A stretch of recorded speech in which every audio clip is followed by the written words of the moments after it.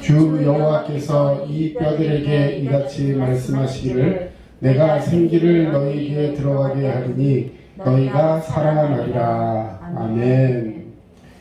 예, 오늘 새해 은혜로 살아나리라라는 말씀을 가지고 단위에 섰습니다. 예, 올 한 해 하나님의 은혜로 긍휼하심을 받고 때를 따라 도우시는 그 하나님의 섭리를 붙들고 살아가는 저와 여러분에게 오늘 5절 말씀, 올 한 해 저와 여러분들에게 드리는 새해 말씀입니다. 우리 에스겔 37장 5절 말씀을 여러분 가슴에 품고 한 해 동안 살아가셨으면 좋겠습니다. 우리 5절 말씀 다시 한번 읽어보겠습니다. 시작. 주 여호와께서 이 뼈들에게 이같이 말씀하시기를 내가 생기를 너희에게 들어가게 하리니 너희가 살아나리라. 아멘. 자, 한번 따라하겠습니다. 너희가 살아나리라. 너희가 살아나리라. 예, 옆 사람에게 우리가 살아나리라. 우리가 살아나리라. 예, 살아나게 하실 줄로 믿습니다. 아멘. 예, 자기에게 한번 선포하세요. 내가 살아나리라. 내가 살아나리라. 예, 살아나고 싶은 분, 소성케 되고 지금까지의 삶이 뭔가 좀 몸이 건조하고 더 회복되길 원하고 그래서 하나님 앞에 어떤 회복의 역사를 발견하기를 원하시는 분은 선포하십시오. 내가 살아나리라. 내가 살아나리라. 예, 교회가 살리라. 교회가 살리라. 민족이 살리라. 민족이 살리라. 가족이 살리라. 가족이 살리라. 예, 내 딸이 살리라. 예, 예, 선포하셔야 돼요. 선포. 예. 제가 자꾸 이제 이 흉통이 오고 가슴이 아프고 하니까 어떤 목사님이 이 의학으로 안 되는 것 같으면 예, 목사님이 설교만 하지 말고 목사님도 실천하셔야 된다고 선포하시라고. 예. 요즘 계속 선포하고 있습니다. 아침마다 일어나가지고 또 자기 전에 예, 이 마귀, 예? 이런 악한 것 내 몸에서 떠나가라 하면서 선포하고 있어요. 예. 이 하나님께서는 우리의 기도를 들어주시는 줄로 믿습니다. 아멘. 오늘 말씀은 내 힘이 아니라 하나님의 은혜로 하나님이 살아나게 하시겠다. 이것이 중요한 거예요. 뭐 누구는 자기 힘으로 어떻게든 일어나고 싶지 않은 사람 누가 있겠습니까? 그렇죠? 다 잘 살고 싶고 회복되고 싶고 열심히 하고 싶어요. 근데 내 힘으로 안 된다는 걸 고백하고 하나님이 나를 살게 하시리라. 하나님이 나를 일어나게 하시리라. 고백하고 선포할 때 우리가 하나님 은혜로 살게 될 줄로 믿습니다. 아멘. 그렇다면 우리가 하나님 은혜로 살아나려면 이제 어떻게 해야 하는가? 오늘 세 가지 말씀드리려고 합니다. 살아나려면 하나님 은혜로 살아나려면 살려주시는 하나님 은혜를 받기를 위해서 뭐 해야 된다고요? 기도해야 돼요. 오늘 첫 번째 뭘 기도하냐면 하나님께 은혜 받기를 기도하세요. 하나님 은혜 받기를 원합니다. 에스겔은 어떤 환상을 보고 있습니까? 오늘 1절 말씀 우리 성경 다 찾으셨죠? 1절 말씀 같이 한번 읽어보겠습니다. 여호와께서 권능으로 내게 임재하시고 그의 영으로 나를 데리고 가서 골짜기 가운데 두셨는데 거기 뼈가 가득하더라. 자, 하나님께서 어떤 환상을 보여주셨어요. 지금 에스겔이 환상을 봤어요. 어떤 환상을 보셨냐면 여호와께서 권능으로 나에게 오셔가지고 임재하셔서 그의 영으로 그의 성령으로 나를 데리고 가셨어요. 근데 어디론가 나를 막 바람처럼 푹 이끌고 데려가시더니 어떤 한 골짜기로 나를 데려가셨어요. 근데 골짜기라는 것이 우리가 말하는 예를 들어 설악산이 이렇게 있으면 위에는 대청봉이 있고 쭉 밑에 내려가면 그 계곡이 있고 막 이런 아름다운 걸 생각하시는 게 아니라 대부분 골짜기에는 뭐가 있을까요? 사람들이 살 수가 없는 동네잖아요. 그쵸? 골짜기에는 뭐가 있냐면 예를 들어서 동물들이나 이런 것이 죽으면 사체가 이제 굴르고 하면 그거 어디로 떨어지겠어요? 확률상 꼭대기에 있겠어요? 골짜기에 있겠어요? 골짜기에 있죠. 이것이 우리나라처럼 예를 들어 나무가 많고 바위가 많고 물도 많고 이런 어떤 지역이라고 생각하시면 안 됩니다. 이스라엘은 정말 나무 한 그루, 풀 한 폭이 없는 그런 사막 지역이 많아요. 그러다 보니까 골짜기에 뼈가 예를 들어서 시체가 탁 있으면 그것이 어느 정도 시간이 지나면 다 마르고 분해돼 가지고 결국은 뼈만 앙상하게 골짜기를 뒹구는 그런 것들을 이렇게 상상해 보실 수 있을 것입니다. 실제로 동물이나 사람이나 이런 것들이 죽고 전쟁으로 인해서 사람이 죽고 하면 그 일일이 다 장례식을 못 치른 그런 시체들이 많이 있다라는 거죠. 그러면 그런 주검들이 결국에는 골짜기에 뒹굴게 되고 그것들이 시간이 지나면서 전부 다 이제 다 썩고 그러면서 남는 것은 유골, 이 뼈만 남게 된다는 거죠. 그래서 그 골짜기 가운데에 뼈가 가득한 환상을 보게 됩니다. 자, 근데 자 2절을 보니까요. 2절에 나를 그 뼈 사방으로 지나가게 하시기로 본즉 그 골짜기 지면에 뼈가 심이 많고 아주 말랐더라. 그냥 뼈가 한두 개 있는 게 아니라 골짜기에 뭐 이렇게 예쁘고 그런 광경이 아니라 그냥 그런 것을 하나 봤으면 뭐 징그러워하고 말 텐데 하나님께서 그 영으로 그걸 보게 하신 거잖아요. 근데 막 사방을 보게 하시는데 보니까 골짜기에 뼈가 얼마나 많았냐면 그 지면에 그 땅에 뼈가 심이 많은데 예, 뼈가 특별히 어떻게 됐다고요? 아주 말랐다. 이것은 완전 백골이 되었다는 거예요. 예. 뭐 이렇게 좀 뭐 이렇게 좀비 영화 같은 거 혹시 보신 적 있는지 모르겠지만 이게 뭐 살이 좀 붙어 있고 이런 상태가 아니고 완전히 뼈만 강상하게 남아가지고 도저히 뭐 생명의 기운이라는 건 찾아볼 수 없는 그런 시국에 있었다는 것이죠. 뼈들이 아주 많았고 심이 말랐다. 자, 근데 이 뼈들이 뭐냐면 11절에 보니까 이런 말씀이 있습니다. 또 내게 이르시되 인자야 이 뼈들은 뭐라고요? 이스라엘 온 족속이야. 자, 이 하나님이 보여주시는 거예요. 지금 이스라엘의 미래를 보여주시는 겁니다. 뼈가 심이 많았는데 그래서 어우 흉하다 생각을 했는데 그 뼈들이 너무 말라가지고 그야말로 물기 하나도 없이 바삭하게 마른 그런 하얀 백골들이었는데 그 뼈들이 뭐냐면 이스라엘 온 족속이다. 상징적으로 얘기하는 거죠. 결국 이스라엘이 뼈다귀처럼 마른다는 건 무슨 얘기예요? 아무런 희망이 없다는 거예요. 다 말라 비틀어졌다는 것입니다. 자, 그들이 이르기를 우리의 뼈들이 말랐고 우리에게 소망이 없어졌으니 우리는 다 멸절되었다 하느니라. 예, 그 뼈는 이스라엘 온 족속이에요. 남유다와 북이스라엘 모든 족속을 말하는 것입니다. 이스라엘 전체를 말하는 것이죠. 유다는 기원전 586년, BC 586년에 바벨론에게 망했고 에스겔은 BC 597년. 자, 계산해 보세요. 586년에 망했는데 597년이면 더 앞이에요, 더 뒤에요? 맨날 까요. 자, BC는 숫자가 많은 게 앞이라 그랬어요, 뒤라 그랬어요? 앞이에요. 지금보다 더 오래된 거예요, BC는. 그렇죠?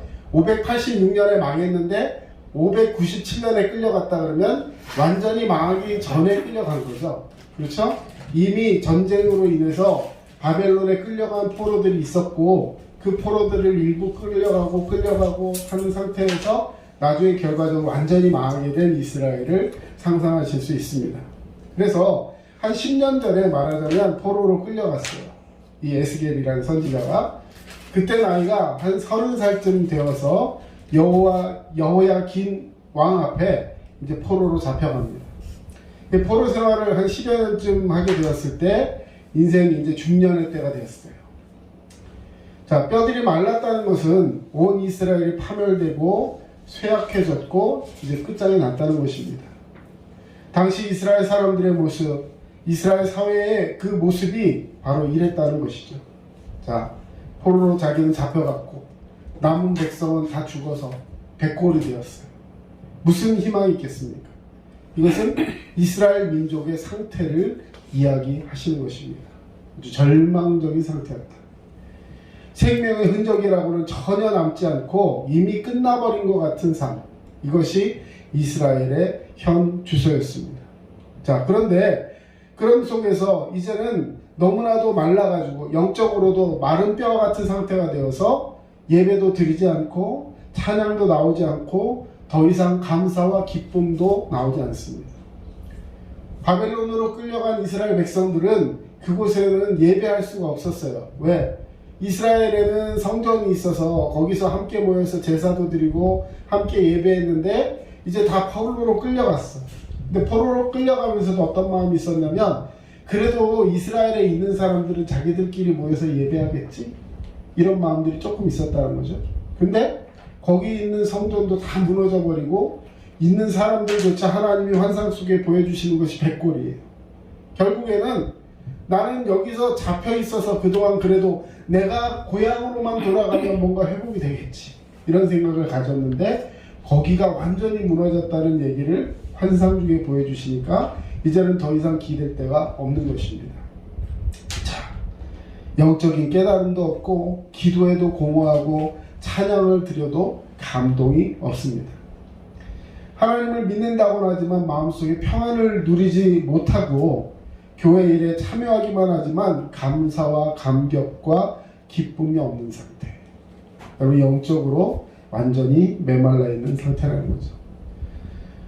경제적으로도 마른 뼈 상태, 정신적으로도 마른 뼈 상태, 건강으로도 누구에게도 지금 현재의 모습을 만족할 수 없고 왜 이렇게 계속되는가, 이런 어떤 답답한 상태.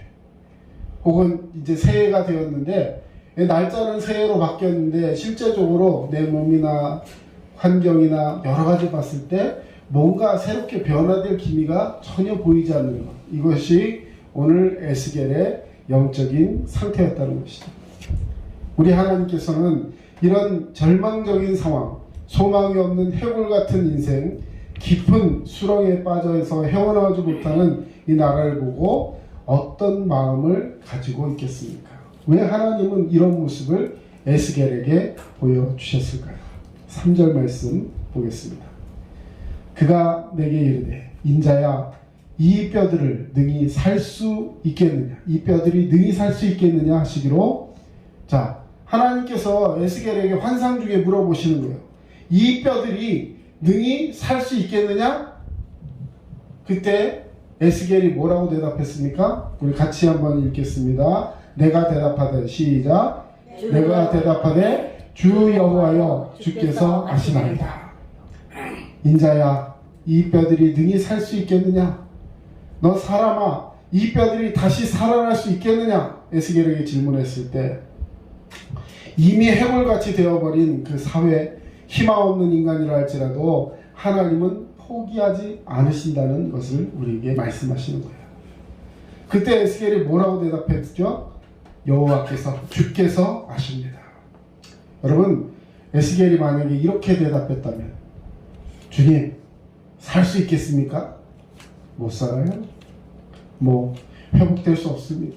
보시지 않았습니까? 저에게 보여주신 분이 아시지, 저게 살 수 있겠습니까? 이렇게 대답하지 않았다는 거예요. 주님, 주님이 하시면 됩니다. 주 하나님, 주님께서는 아십니다. 여러분, 이것이 하나님의 능력에 대한 믿음이에요.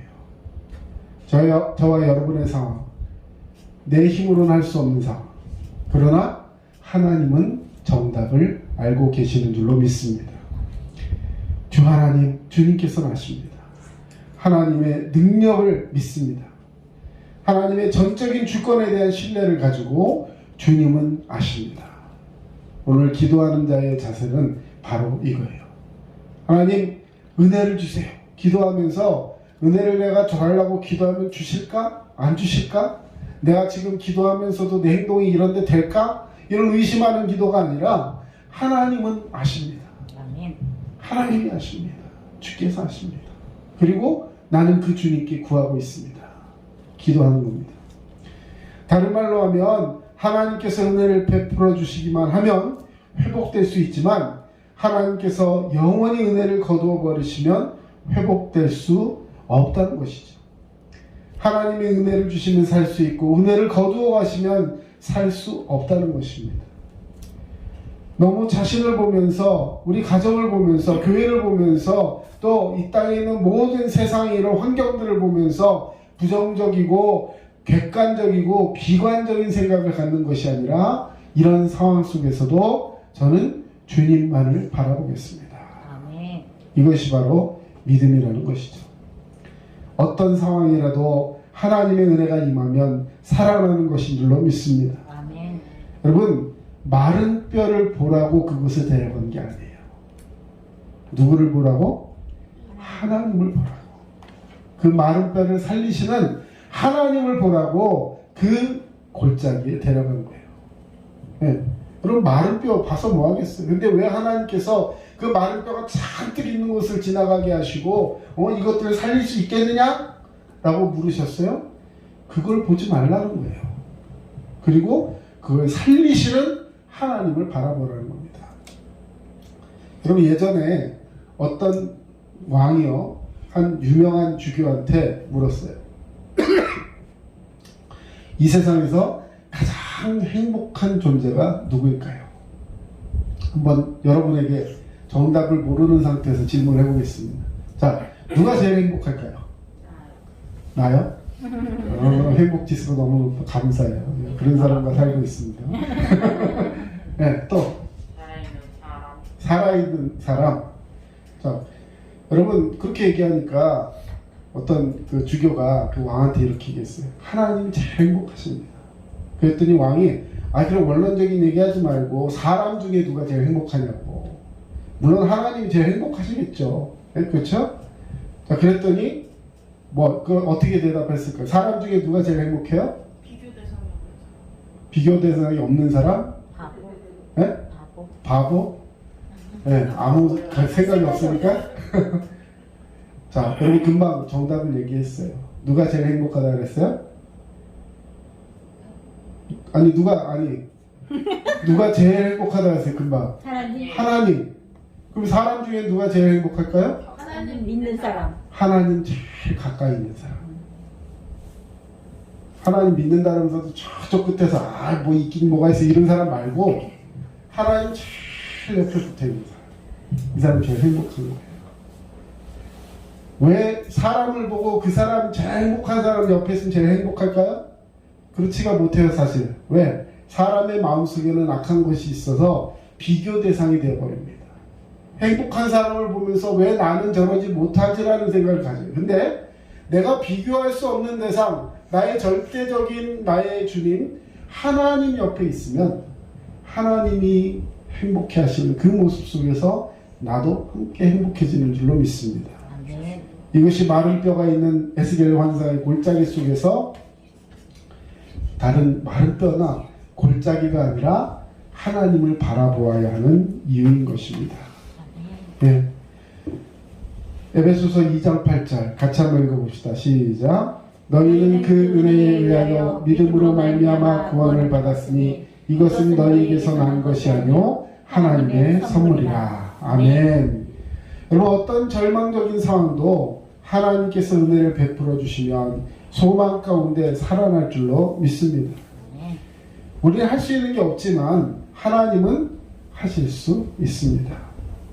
하나님은 어떤 인간일지라도 은혜를 베풀어 주시면 다시 회복되고 살아날 수 있습니다. 하나님의 은혜를 베풀어 타락한 아담을 찾아가서 가죽옷을 입혀주시고 그를 싸매주셨어요. 살인죄를 저지르고 광야로 도망간 모세가 모세에게 찾아가서 은혜를 베풀어서 민족의 지도자로 세우시고 그들을 애굽에서 탈출시키게 하십니다. 이것이 실패자를 하나님의 종으로 만드신 믿음의 역사인 것이죠. 아브라함, 야곱, 사울, 다윗, 성경에 나오는 이 모든 사람들 다 실패한 사람들이었어요.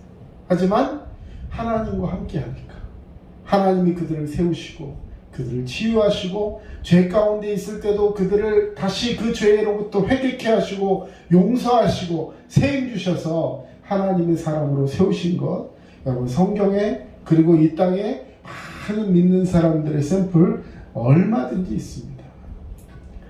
사도 바울처럼 나의 나된 것은 오직 하나님의 은혜라 이렇게 고백하는 이 경우에도 능력 충만하면서 내가 모든 것을 할 수 있다는 믿음의 고백 속에서 하나님을 붙든 그 믿음의 승리가 된 줄로 믿습니다.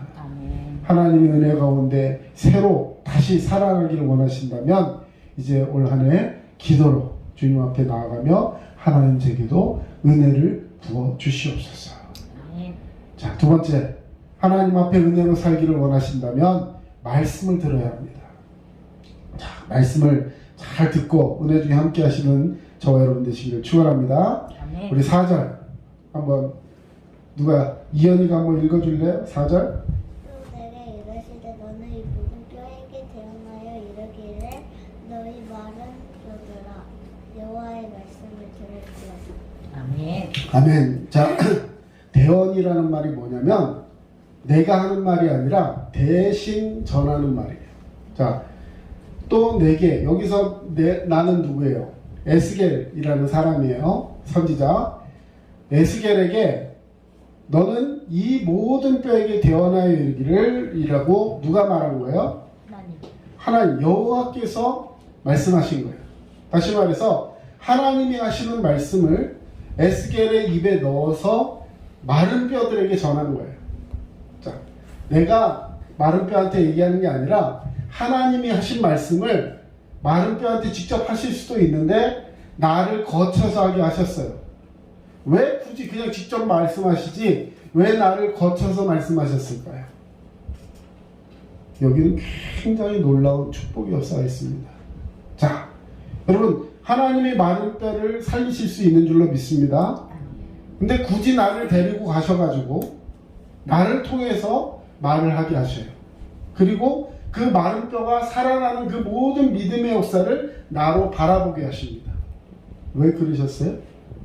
하나님은 그 믿음의 역사에 기적의 장소에 나를 사용하시고 나를 통해서 믿게 하시고 그 모든 일에 하나님이 하셨음을 내가 고백하게 하시는 것.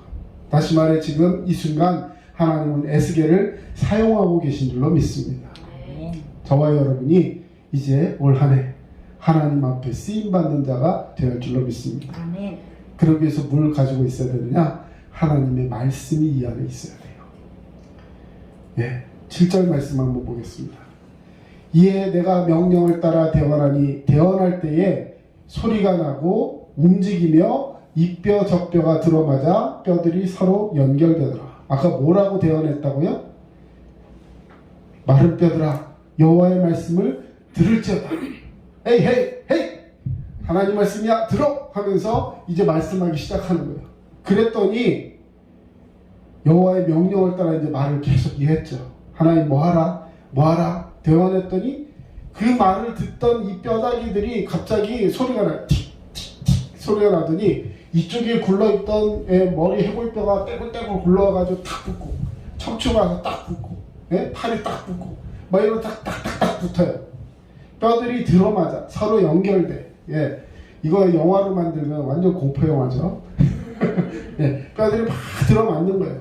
예, 에스겔이 했던 말씀, 예, 주님께서 이르신 대로 말씀을 선포합니다. 내 생각대로가 아니에요. 주님이 주신 말씀을 그대로 선포하는 거예요. 자, 여호와의 말씀을 들을지어다 너희가 살아나리라. 내가 여호와인 줄 알게 하리라. 자, 그때 무슨 일이 일어납니까? 소리가 나고 뼈들이 움직이고 서로 뼈들이 연결되기 시작하고 놀라운 기적이 일어나는 것이죠. 믿기 어려운 사건이 일어나는 것입니다. 그 다음에는 뼈에 힘줄이 생겨요. 여러분 제가 오늘 이 성경 구절 원래는 37장을 전체 다 읽어야 되는데 여러분들 집에 가서 한번 쭉 묵상을 해보세요. 자, 뼈들이 다 맞더니요 그 다음에는 거기에 힘줄이 쫙 올라붙어요. 네? 그리고 그 다음에 핏줄이 쫙 올라붙습니다. 근육이 생기기 시작해. 그 다음에 가죽이 딱 붙어요. 그래서 피부에 혈색이 돌기 시작합니다. 그러더니 하면서 이 사람들이 일어나기 시작하는 거예요. 여호와의 군대가 일어나기 시작했어요. 자, 결국에는 이 모든 것 하나님의 말씀을 들을 때 소망이 생겨나는 줄로 믿습니다. 아멘. 여러분 올 한 해 우리가 들어야 할 것은 하나님의 말씀인 줄로 믿습니다. 아멘. 그러므로 믿음은 들음에서 나며 들음은 그리스도의 말씀으로 말미암았느니라. 말씀을 들어야 구원받는 믿음이 생겨나는 것입니다. 이 말씀은 근본 누구의 말씀이에요? 예, 하나님의 말씀, 그 말씀이 육신이 되어 우리 가운데 거하시는 예수 그리스도신 줄로 믿습니다. 예, 성경 속에서 예수님을 만나야지 인생이 변화가 되고 살 수 있게 되는 것입니다. 여러분, 교회는요, 예, 교양 교육하는 곳이 아닙니다. 교회는 여러분 뭔가를 여기 배우고 사교단체로 오는 게 아니에요.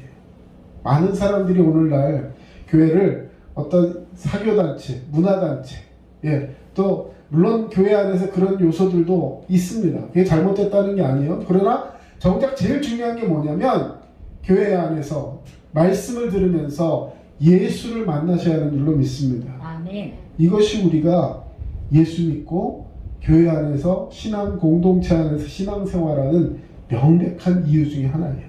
그리고 그 들은 말씀을 증거하고 말씀대로 살아가고 그렇게 살기 위해서 하나님 제게 은혜 달라고 기도하며 나아가는 것. 이것이 우리의 믿음의 삶인 것입니다. 아멘. 자, 말씀 언제부터 들어야 할까요? 또 어려서부터 성경을 알았네. 성경은 능히 너로 하여금 그리스도 예수 안에 있는 믿음으로 말미암아 구원에 이르는 지혜가 있게 하느니라. 자, 여러분 묻습니다. 여러분 어려요? 어때요? 늙었어. 네? 늙었어. 늦었어 이제? 늙었다고 늙었다. 네. 지금이 제일 어려요. 언제보다? 어제보다. 네? 어제보다는 좀 더 늙었고 아, 내게 남은 세월보다 지금 제일 어릴 때예요. 물론 어렸을 때, 초등학교 때 아니면 인펀트, 젖먹이 때부터 예, 어머니 무릎에 앉아서 성경을 듣고 재미있게 듣던 말, 이 책 중에 있으니 이런 신앙생활을 하게 되면 너무나 감사하겠지만 나에게는 그런 모태신앙의 시절이 없었다고 후회하지 마세요. 지금이 가장 뭐 할 때다? 젊은 날. 어릴 때예요. 지금 제일 어려요. 예? 옆에 사람에게 한번 이야기합시다. 예, 어린이. 어린이. 여러분, 지금 제일 어릴 때예요. 예, 어리다라는 것은 육신적으로 나이가 이 건강 나이 이런 것도 있겠지만 우리의 신앙의 나이가 지금이 제일 어려요. 가장 연약할 때. 말씀이 들어갈 수 있는 때가 가장 어린 때. 예, 가장 연약할 때. 하나님 말씀 주세요. 그리고 그 말씀 먹을 수 있는 지금 성경을 알아야 돼요. 성경은 능히 너로 하여금 그리스도 예수 안에 있는 믿음으로 말미암아 구원에 이르는 지혜가 있게 하느니라. 여러분 성경 말씀을 통해서 여러분에게 구원에 이르는 지혜가 있으시기를 주의 이름으로 축원합니다. 말씀 속에서 예수를 믿고 예수를 만나고 예수를 구주로 믿어야지 새 생명을 얻고 살아나게 되는 거예요. 여러분 그런 의미에서 지금 여러분은 성공의 길을 걷고 계십니다. 말씀 속에서 예수님 만나고 예수님을 구주로 믿고 새 생명을 얻고 살게 되시는 저와 여러분 되시기를 주의 이름으로 축원합니다. 예, 마지막으로 하나님의 은혜로 믿음으로 살기를 원한다면 성령과 성령 충만을 받아야 돼요. 예. 자, 제일 첫 번째 뭐였습니까? 기도. 두 번째 말씀. 세 번째 성령 충만. 이 3종 세트. 예. 꼭 우리에게 필요한 겁니다. 마른 뼈가 붓게 되고 산 사람처럼 변화되는 기적이 있었지만 아직 이것들이 약간 문제가 있었어요. 예. 이 마른 뼈가 막 붙었어요. 가죽도 이렇게 다 붙었어. 막 생기도 이렇게 도는 것 같아. 근데 아직도 애들이 좀 뻐걱거려. 이러면서 제대로 못 가고 뭐 이러면서 약간 뻐걱거려요. 자, 그때 8절. 자, 한번 읽어봅시다. 시작.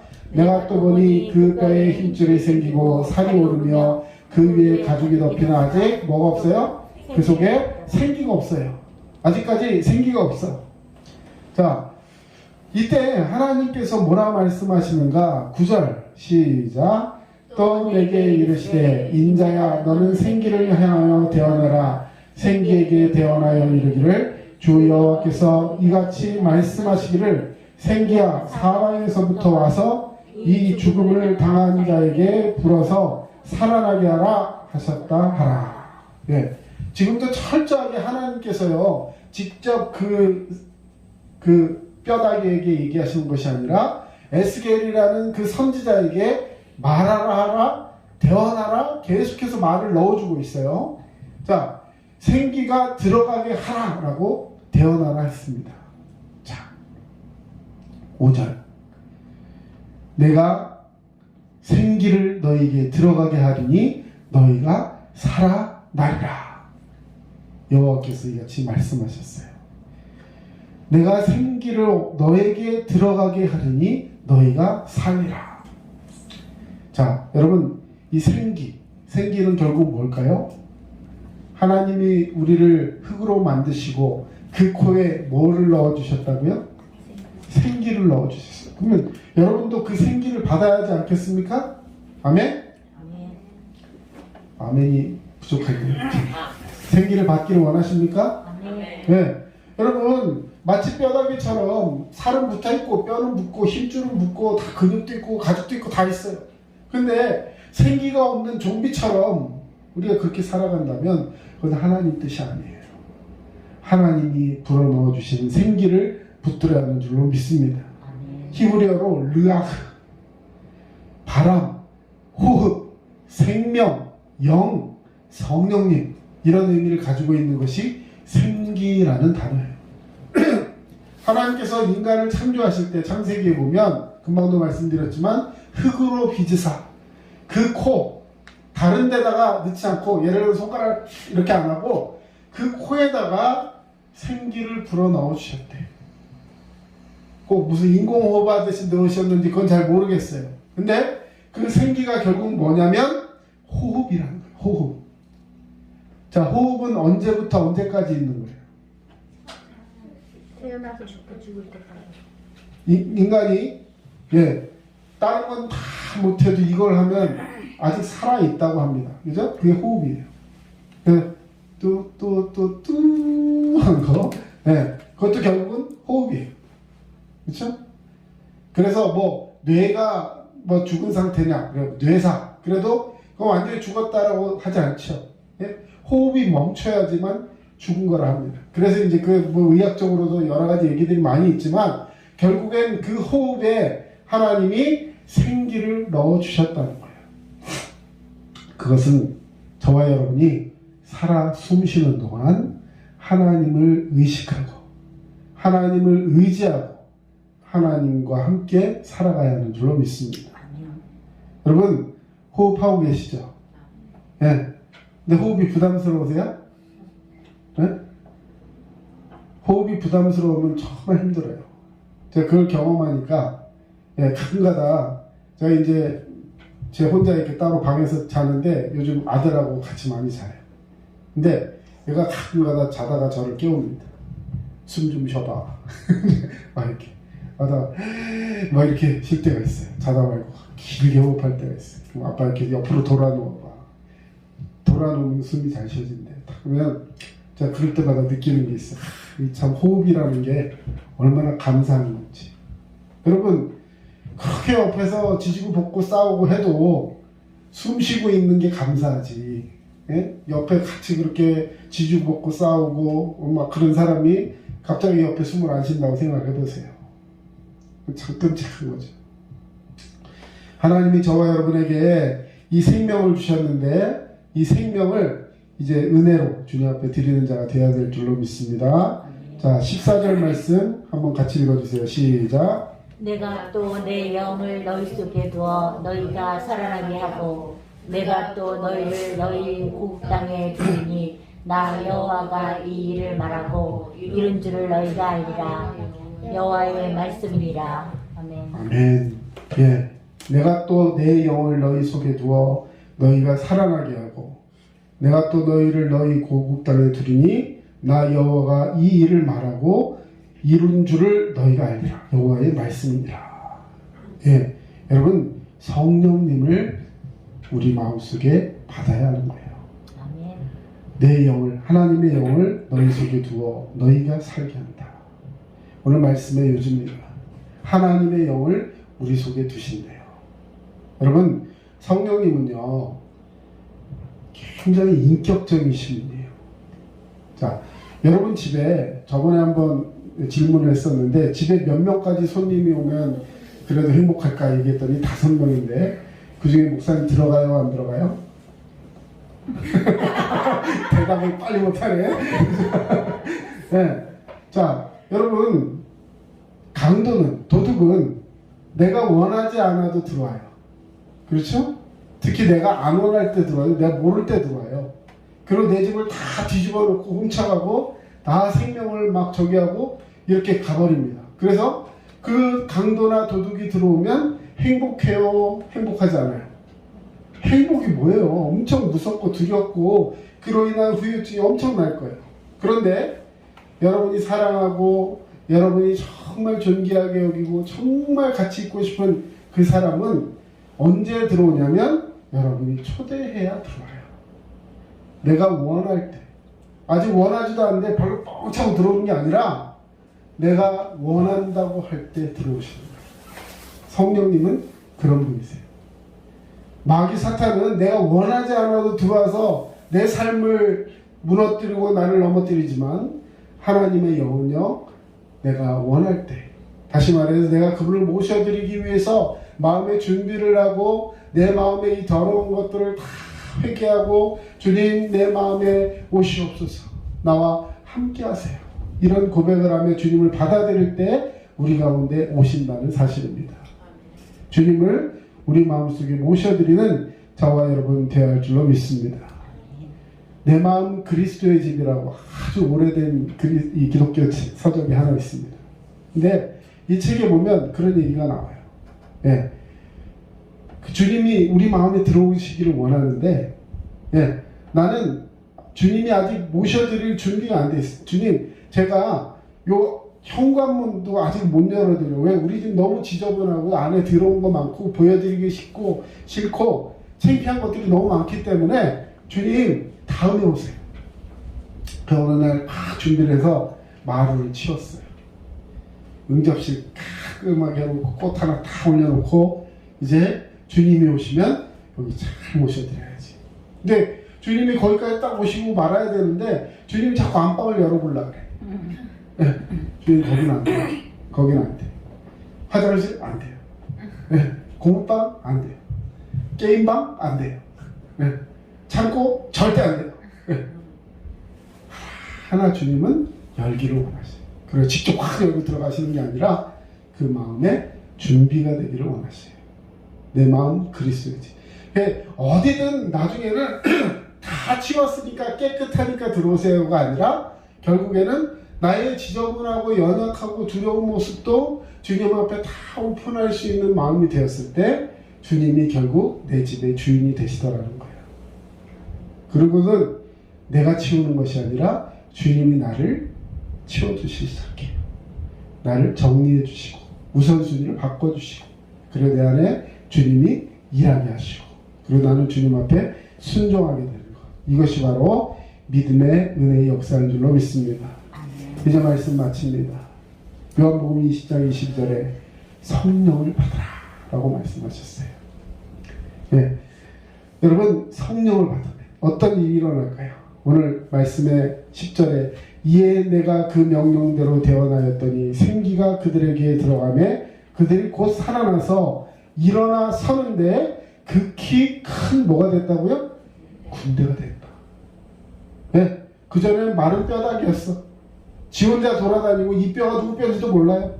그런 뼈다귀들이 하나님의 명령이 있으니까 다 붙어서 한 개체가 되더니 성령의 생기가 들어가 나오니까 이것들이 한 호흡에 움직이는 큰 군대가 됩니다. 마하나임, 하나님의 군대. 하나님이 사용하시는 놀라운 축복의 역사가 나타나게 되는 거예요. 성령을 받으시면 여러분 우리의 삶이 바뀌어지게 되는 줄로 믿습니다. 에베소서에 우리에게 이런 권면을 하고 있어요. 술 취하지 말라. 이는 방탕한 것이니 오직 성령으로 충만함을 받으라. 성령으로 충만함을 받으면 성령의 지배를 받게 됩니다. 여러분 술에 취하면 누구의 지배를 받아요? 네, 지배를 받아보셨나요? 네. 술의 지배를 받으면 어떻게 될까요? 내 의지와 상관없이 몸이 움직여요. 그리고 주변 사람들이 엄청 민폐를 끼칩니다. 네. 자, 근데 성령의 지배를 받으면 어떻게 될까요? 내 의지와 상관없이 몸이 움직여요. 어떻게? 성령이 원하시는 대로. 그리고 성령이 하라 하시는 대로 움직이며 나는 성령의 주관대로 살기 때문에 더 이상 내가 내 힘으로 사는 것이 아니라 하나님의 은혜로 살게 되는 줄로 믿습니다. 올 한 해 이런 마음으로 하나님께서 내게 주신 은혜를 붙들고 살기 위해서 은혜 달라고 뭐 하시고? 기도하시고, 기도하시는 사모하는 마음으로 뭘 내 마음속에 가지시고 하나님의 말씀을 가지시고 그 말씀대로 살기 위해서 성령의 충만을 받으시는 저와 여러분 되시기를 주의 이름으로 축원합니다. 기도하겠습니다. 사랑의 주님, 새해에는 하나님의 은혜로 삶의 전 영역이 살아나기 위해서 열심히 기도하게 하시고 이제는 그 말씀대로 살기 위해서 말씀을 최선으로 여기며 듣고 읽고 암송하고 묵상하게 하여 주시옵소서. 그리고 새해 성령으로 충만하며 살면서 하나님이 원하시는 일 앞에 순종하는 자 되기를 원하오니 성령 충만케 하여 주시기를 원합니다.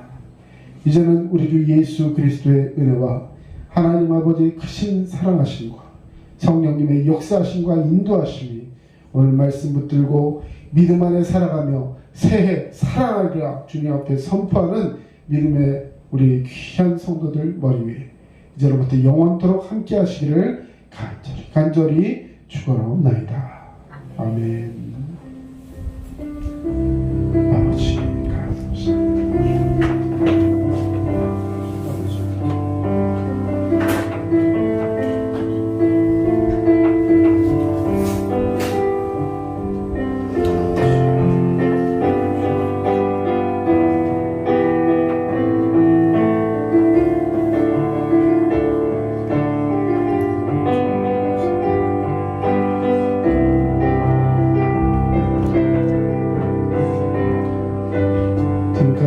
남양주 다산신도시 두드림침례교회 전철호 목사였습니다. 여러분 늘 성령 안에 승리하시는 주의 백성 되시기 바랍니다. 감사합니다.